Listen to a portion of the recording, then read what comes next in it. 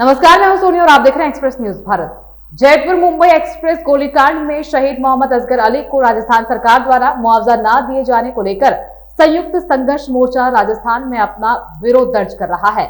इसी कड़ी में किशनपोल विधानसभा के जालूपुरा में संयुक्त संघर्ष मोर्चा द्वारा जनसभा रखी गई, जिसको प्रशासन ने आखिरी समय पर स्थगित करा दिया। उसी को लेकर संयुक्त संघर्ष मोर्चा के अध्यक्ष पप्पू कुरैशी से एक्सप्रेस न्यूज भारत के संवाददाता ने खास बातचीत की। देखिए, वजह तो यही बताई गई है कि परमिशन नहीं है। हालांकि मैं समझता हूँ परमिशन लेके ही मीटिंग की जाती है, लेकिन पिछले महीने भर से ये हमारा आंदोलन चल रहा है। सरकार के जनप्रतिनिधियों से वार्तालाप हो रही है, अधिकारियों से वार्तालाप हो रही है, उनकी नोटिस में सारी बात डाल दी गई है। तो मुझे नहीं लगता कि उस ऐसी सिचुएशन में परमिशन की ज़रूरत थी, क्योंकि 3 दिन पहले ही अधिकारियों से बात हुई थी। उन्होंने सारा फीडबैक लिया, कितनी मीटिंग करोगे, कि उनसे विधानसभा में कितनी करोगे, और उन्होंने ये भी कहा आप जहाँ भी मीटिंग करो जयपुर में तो हमें इतला देना, और हमने इतला दे भी दी। तो मुझे नहीं लगता परमिशन की आवश्यकता थी। और कुछ लोगों का कहना था कि भाई जो है स्थानीय जो विधायक है अमीन कागजी, उन्होंने इस मीटिंग को रुकवाया है, और यहाँ तक कि एक आदमी तो बोला मेरे कहने प्रमाण है, सबूत है। लेकिन मैं उन चीज़ों से हटके बोल रहा हूँ। मैं तो मानता हूँ कि स्थानीय विधायक ने नहीं रुकवाई, मैं मानता हूँ नहीं रुकवाई, लेकिन वो करवा तो सकते थे।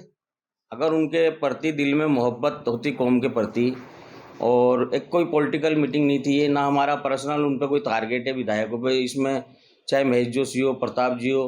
देखिए, महेश जोशी से मेरी 1.5-2 साल से चल रही है, लेकिन इस पूरे प्रकरण में मैंने व्यक्तिगत महेश जोशी को भी टारगेट नहीं किया, क्योंकि ये मसला सरकार से, डायरेक्ट सरकार से। तो हमारी व्यक्तिगत ना तो अमीन भाई से, ना रफीक भाई से, ना महेश जी से, किसी को हमने इसमें टारगेट ना किया है, ना हम करने की सोच रहे थे और ना सोच रहे हैं। हमारी लड़ाई सरकार से। हम तो इनसे तो चारों से इतना कहेंगे कि आप लोगों की क्या इतनी सी भी नहीं चलती कि एक गरीब परिवार को उसका हक दिलाया जाए।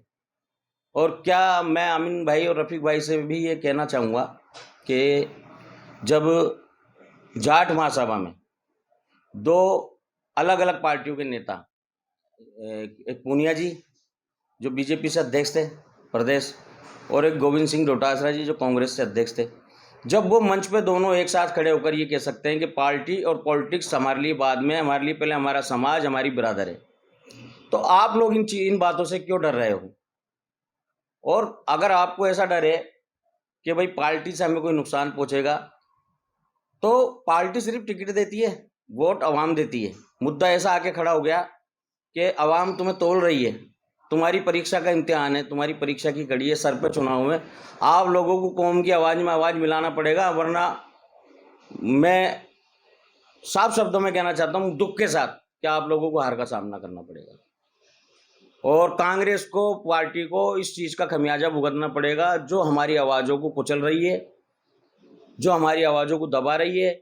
बल्कि होना तो ये चाहिए 95% झोली भर के हम वोट डालते हैं, हमारे हर मुद्दे पे कांग्रेस को आगे होकर बोलना चाहिए।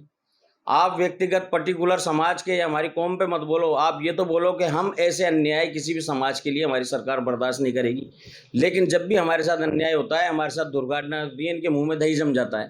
अब अगला कदम क्या होगा आप लोगों का सफाई को करने में? अगला कदम ये होगा कि अभी हमने टोंक से परमिशन मांगी है, और हम जुम्मे के दिन टोंक में मीटिंग कर रहे हैं, और जयपुर में परमिशन के लिए भी लगा रहे हैं।